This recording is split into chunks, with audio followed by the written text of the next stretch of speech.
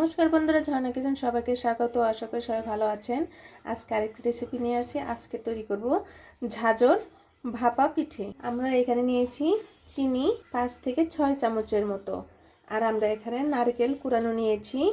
আমরা এখানে ফুড জর্দা কালার দিয়ে আমরা নিয়েছি, আর এখানে পাটালি গুড় নিয়েছি, আর এখানে আমরা নিয়েছি দুধ, আর আমরা নিয়েছি এখানে চালের গুঁড়ো। এখানে নিয়েছি আমরা আধা কেজির মতো 500 গ্রামের মতো এখানে চালের গুঁড়ো নিয়েছি।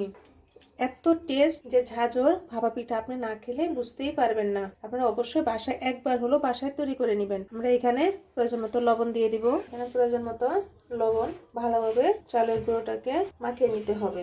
এখন দুধ দিয়ে ভালোভাবে মিশিয়ে নিতে হবে। আমরা একটা ভাপা পিঠার মতো ঝরঝরে তৈরি করে নিব। ঠিক চালের গুঁড়োটাকে ঠিক এভাবে দুধ দিয়ে, আপনারা চাইলে এখানে জল দিয়েও গুলে নিতে পারেন।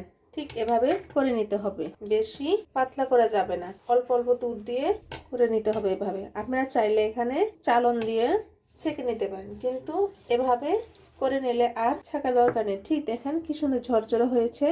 আমরা এরকম একটি পাতিল নিয়েছি, ঠিক অর্ধেক পাতিলের মতো আমরা জল নিয়ে নিয়েছি, আর এরকম একটি ছিদ্রযুক্ত বাটি নিয়ে এসে আপনাদের হাতের সামনে যে এরকম স্টিলের অথবা প্লাস্টিকের যদি ছিদ্রযুক্ত বাটি থাকে তাহলে এভাবে করে নিতে পারেন ঝাঁঝর পিঠা। আমরা এখন পাতিলটাকে আটা দিয়ে চারপাশে আটকে দিতে হবে।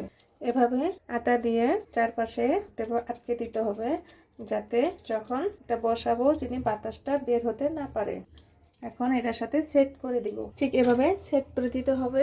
আপনারা চাইলে এখানে সুতি কাপড় অথবা এরকম নেট দিয়েও তৈরি করে নিতে পারেন। আমরা এখন ভালোভাবে নেটটা এভাবে বিছিয়ে দিব।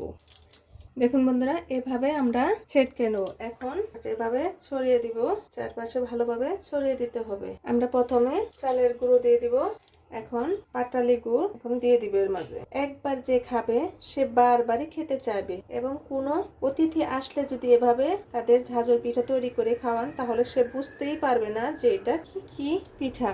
আর আপনার ছেলে মেয়েরা যে পিঠা অনেকে খেতে চায় না, যদি এভাবে তৈরি করে নেন তাহলে সে অনায়াসেই খেয়ে নেবে। এখন সে আবার এভাবে আবার গুঁড়ি দিয়ে ঢেকে দিব। এখন আমরা যে কালার করে রেখেছিলাম নারকেল কুড়ানো, এখন এর মাঝে দিয়ে দিব।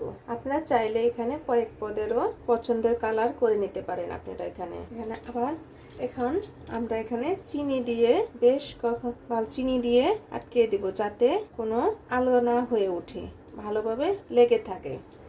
এখন আবার এভাবে ঢেকে দিব গুঁড়ি দিয়ে। এখন আবার আমরা গুড় দিয়ে দেব। আপনারা চাইলে এখানে যদি আপনি পছন্দ অনুযায়ী ফুড কালার মিশিয়ে নারকেল কুড়ানো দিতে পারেন।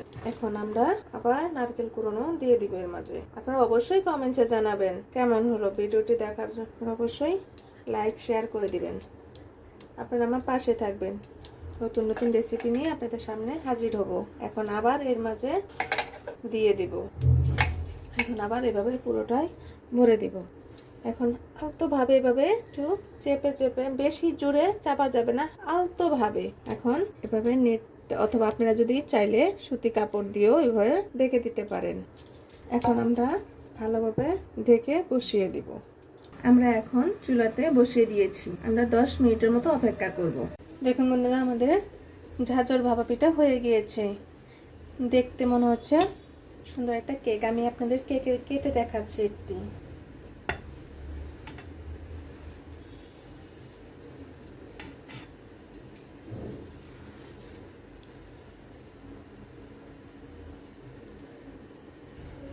দেখুন বন্ধুরা, আমি কেটে দেখাচ্ছি। মনে হচ্ছে একটি সম্পূর্ণ লেয়ারযুক্ত কেক। কত সুন্দর দেখাচ্ছে, ছেলেমেয়েরা অনায়াসেই খেয়ে নেবে। আপনারা অবশ্যই কমেন্টে জানাবেন কেমন হলো। ভিডিওটি দেখার জন্য ধন্যবাদ। Thank you.